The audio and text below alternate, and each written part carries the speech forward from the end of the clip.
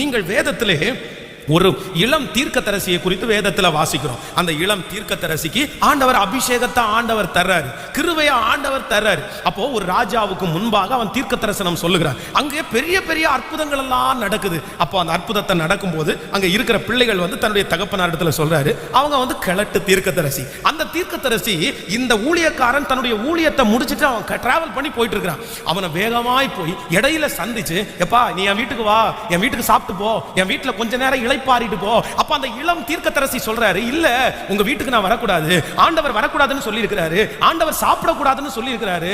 ஆனா நான் நம்புறேன் அங்க இருந்த அந்த மனுஷன் அவனை நயம் பண்ணி அவனிடத்துல கர்த்தருடைய வார்த்தையை பேசி, இல்ல ஆண்டவர் சொன்னாரு. சில நேரத்துல நம்ம நிறைய பேருக்கு நோ சொல்லுவோம். ஆனா எதுக்கு நோ சொல்ல மாட்டோம் தெரியுமா?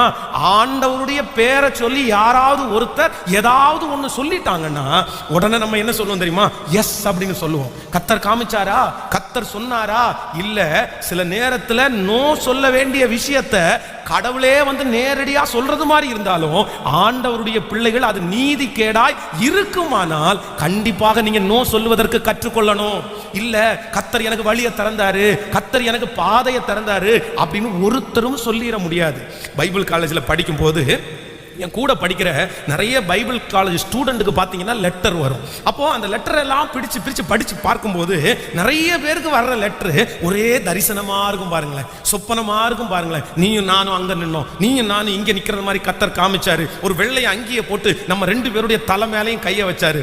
நான் ஊழியத்திலே திருமணம் ஆகாமல் முதலில் இருக்கும்போது பார்த்தீங்க அப்படின்னா சில மாதங்களுக்கு ஒரு டைம் லெட்டர் வரும் பாருங்களேன். அப்போ அந்த லெட்டர்ல நிறைய என்ன எழுதியிருப்பாங்க தெரியுமா?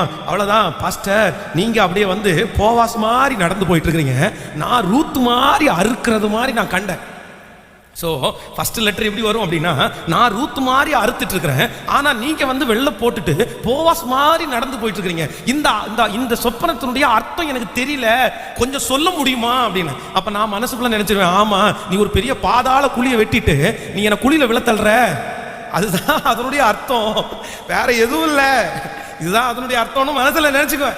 மனசுல நினைச்சிட்டு அந்த லெட்டரை கிழிச்சு போட்டுருவேன். சில நேரத்தில் இந்த மாதிரி ஒன்னல்ல ரெண்டல்ல பல லெட்டர்கள் வந்திருக்குது. அப்படி இருக்க, நீ இப்படி இருக்கிற, அவ்வளவுதான், நீ பாட்டு பாடுற, நான் கிட்டார் வாசிக்கிறேன் அப்படின்னு வரும். நீ ஒரு நாள் பிசாசுக்காக ஜெபம் பண்ற, நீ துரத்தும் போது போல நான் துரத்தும் போது போயிடுச்சு.